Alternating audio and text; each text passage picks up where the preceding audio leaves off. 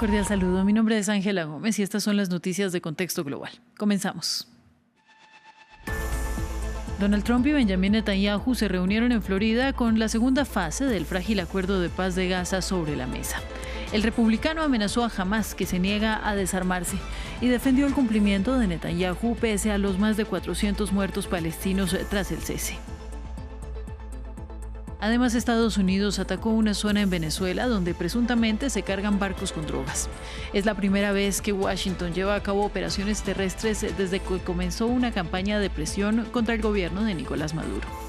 Horas después, el Comando Sur informó de otro ataque contra un buque en el Pacífico. Y el gobierno de Colombia decretó un aumento de alrededor del 23% para el salario mínimo en 2026, una cifra que más que cuadruplica la inflación anual prevista para el 2025, que superaría un poco más del 5%. Los trabajadores celebran la decisión y los empresarios advierten de sus consecuencias. Analizamos.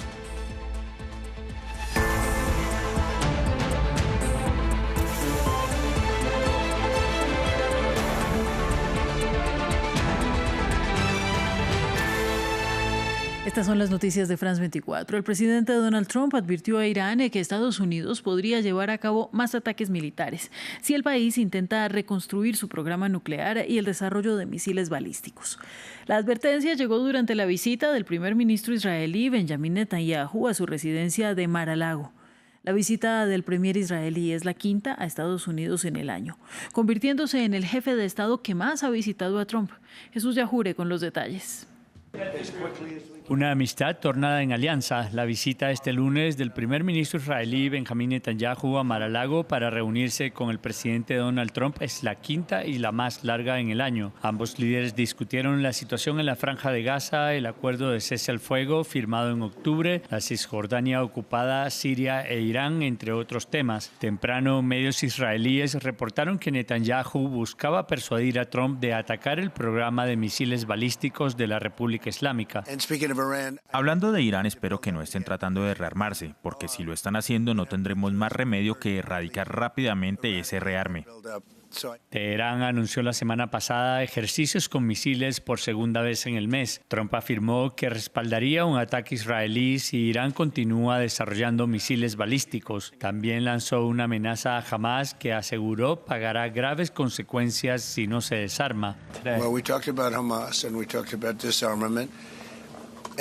Hablamos de Hamás y de desarme. Se les dará un plazo muy breve para este desarme. Veremos cómo resulta. Pero si no se desarman como acordaron, entonces lo pagarán caro. Y no queremos eso, no lo buscamos. Pero tienen que desarmarse en un plazo bastante breve. Israel y Hamás se acusan mutuamente de incumplir el acuerdo y no parecen dispuestos a avanzar. Hamás se niega a desarmarse mientras las tropas israelíes continúan atrincheradas en el enclave. Por su parte, Israel se resiste al despliegue de una fuerza de seguridad internacional. El republicano afirmó que Israel ha cumplido con el acuerdo de cese al fuego pese a que más de 400 palestinos han muerto en ataques israelíes desde octubre. Trump, un cercano aliado de Netanyahu, aseguró que garantizará las buenas relaciones con el mandatario sirio y volvió a pedir al presidente israelí Isaac Herzog que otorgue un indulto a Netanyahu en las 3 causas judiciales que enfrenta por corrupción, fraude, sobornos y abuso de confianza.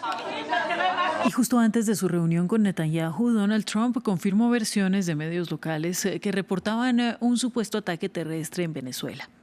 El republicano señaló que se trató de una operación que terminó con la destrucción de un muelle donde había, según él, barcos cargados con droga. Este sería el primer ataque en tierra desde que inició una operación contra el narcotráfico en aguas de la región. Hubo una gran explosión en la zona del muelle donde cargan los barcos con droga. Cargan los barcos con droga, así que atacamos todos los barcos y ahora atacamos la zona. Es la zona de implementación. Ahí es donde lo implementan y eso ya no existe. Horas después, Estados Unidos confirmó que llevó a cabo otro ataque en el Pacífico. El Comando Sur informó que realizó un ataque cinético letal contra un buque presuntamente operado por organizaciones terroristas en aguas internacionales. Asimismo, indicó que la inteligencia confirmó que el buque transitaba por rutas conocidas de narcotráfico y que transportaba narcóticos en el Pacífico Oriental. 2 hombres murieron en la ofensiva.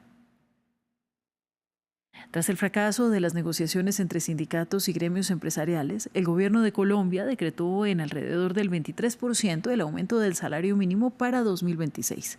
Una cifra que más que cuadruplica la inflación anual prevista para 2025, de poco más del 5%.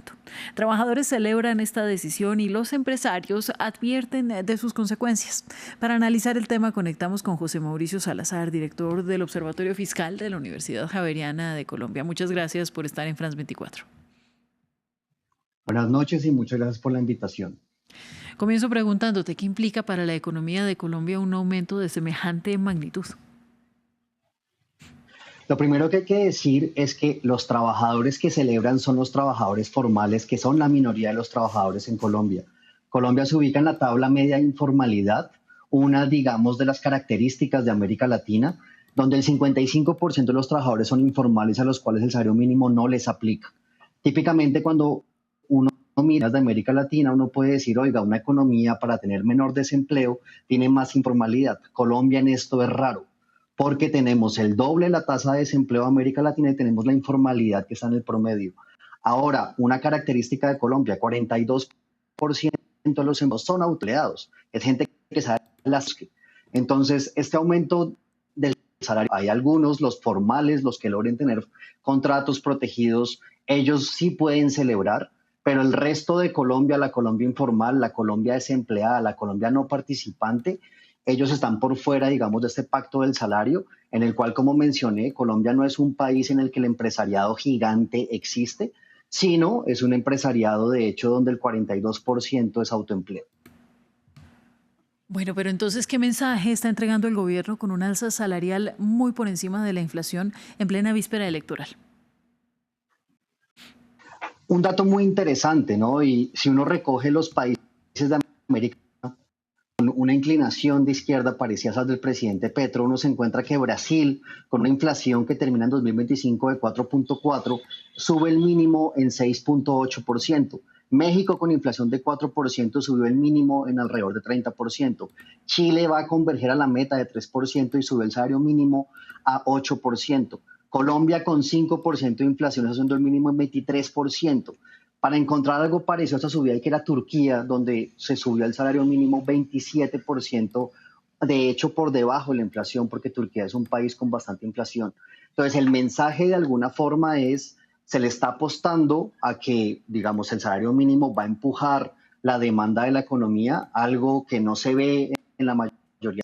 Y justamente economías parecidas a la colombiana fueron más conservadores, de hecho bastante, como les mostré, Brasil, México y Chile, con salarios mucho más cercanos a la inflación.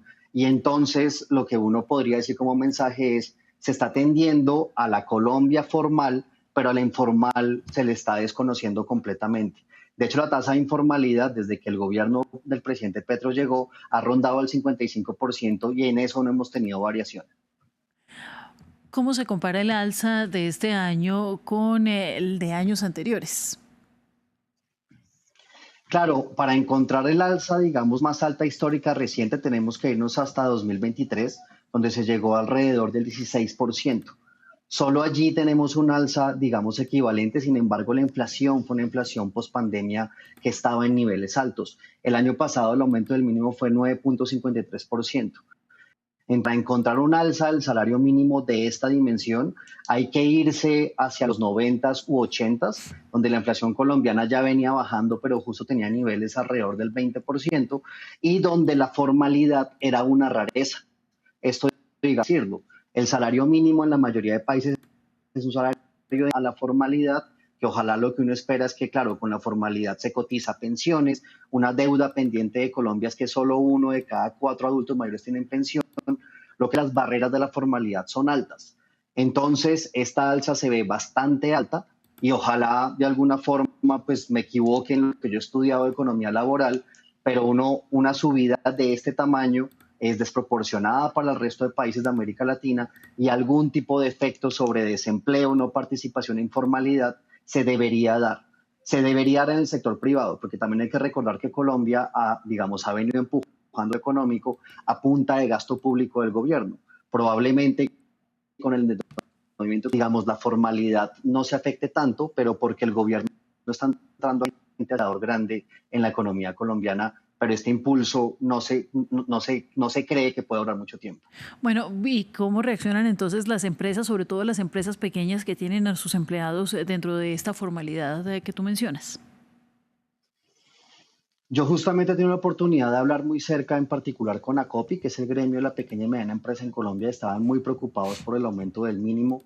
Recordemos que en Colombia se decretó emergencia económica. Este fue un año en el que además se aumentaron el recaudo de impuestos por ventas, lo que en Colombia se llama autorretenciones y retenciones.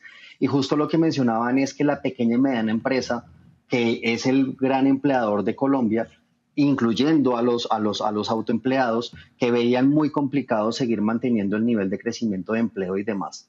Entonces, lo que es verdad es que parte del mensaje final del presidente es que hay que aumentar la productividad. Y sí, Colombia, al igual que América Latina, ojalá aumentemos la productividad del trabajo para pagarle más a los trabajadores, pero lo que queda muy pendiente es que al subir el mínimo, la pequeña y mediana empresa probablemente no pueda llegar, de pronto tengan que cerrar. En su momento se habló de probablemente control de precios. Yo justo les puedo contar, estoy pasando la época de fiestas en un pueblo de Colombia. Nadie estaba viendo el aumento del salario mínimo porque la mayoría de la Colombia, digamos, de pueblos y rural de Colombia es informal. Se rige por simplemente contratos del día. Entonces, la pequeña y mediana empresa estaba preocupada y pues hay que ver en efecto qué les pasa a ellos el otro año. Pues muchísimas gracias, José Mauricio. Feliz noche y continuamos con más noticias. Muchas gracias, hasta luego. El Kremlin acusó a Kiev de haber lanzado decenas de drones sobre la residencia del presidente ruso Vladimir Putin. Mientras Zelensky negó tajantemente el ataque, el asesor de Putin para asuntos internacionales dijo que el presunto intento de asesinato no levantará a Moscú de la mesa de negociaciones para un alto el fuego en Ucrania, pero también avisó de posibles consecuencias. Mientras unos dicen que decenas de drones fueron derribados antes de caer sobre la residencia de Vladimir Putin, otros se exculpan. Es el último cruce de acusaciones entre Moscú y Kiev por la denuncia que llegó desde las altas esferas del Kremlin. En la noche del 28 al 29 de diciembre de 2025, el régimen de Kiev lanzó un ataque terrorista utilizando 91 vehículos aéreos no tripulados de largo alcance contra la residencia estatal del presidente de la Federación Rusa en la región de Novgorod. Presunto intento de asesinato, falso para un Zelensky que ayer se reunió con Trump en su mansión de Florida. Otra mentira de Rusia. Está claro que ayer tuvimos una reunión con Trump y está claro que para los rusos, si no tenemos escándalo con Estados Unidos y avanzamos, para ellos es un fracaso. Mientras Putin parecía no despeinarse junto a su cúpula militar, el presidente hizo su aparición rutinaria con el séquito de uniformados para dar instrucciones, pero su homólogo estadounidense dio fe de la llamada que tuvo lugar horas antes. En conclusión, Trump se mostró furioso por el presunto ataque. Una cosa es ser ofensivo, la otra es atacar su casa. Eso no se puede hacer. No es el momento adecuado. Me enfureció mucho. Ya lo averiguaremos. Decís que el ataque quizá no ocurrió. Supongo que quizá también es posible. Pero el presidente Putin me lo dijo esta mañana. Terrorismo de Estado para el Kremlin y falsedad para Kiev. La hipotética lluvia de drones, según el Kremlin, parece no haber provocado por ahora ninguna baja en la mesa de negociación. El expresidente brasileño Jair Bolsonaro se sometió a un procedimiento médico para tratar su hipo por segunda vez en 3 días. Le realizaron una intervención de bloqueo del nervio frénico, que se origina en el cuello y controla el diafragma, el músculo principal de la respiración. El doctor Claudio Virolini declaró a la prensa que se espera que Bolsonaro salga del hospital el 1 de enero. Y entonces volvería a prisión, donde cumple condena por intento de golpe de Estado. El expresidente ha enfrentado problemas de salud desde el apuñalamiento del que fue víctima en septiembre de 2018, durante un acto de campaña presidencial en el estado de Minas Gerais. Se sometió a este procedimiento y necesitamos al menos 48 horas para evaluar los resultados, las complicaciones, etc. Así que tendremos que esperar. Nuestra propuesta es un seguimiento diario y tampoco queremos prolongar demasiado la hospitalización. Por eso estamos aprovechando este tiempo de recuperación de la cirugía del doctor Claudio para optimizar todos estos tratamientos. Fin del informativo. Siga en France 24 y buenas noches.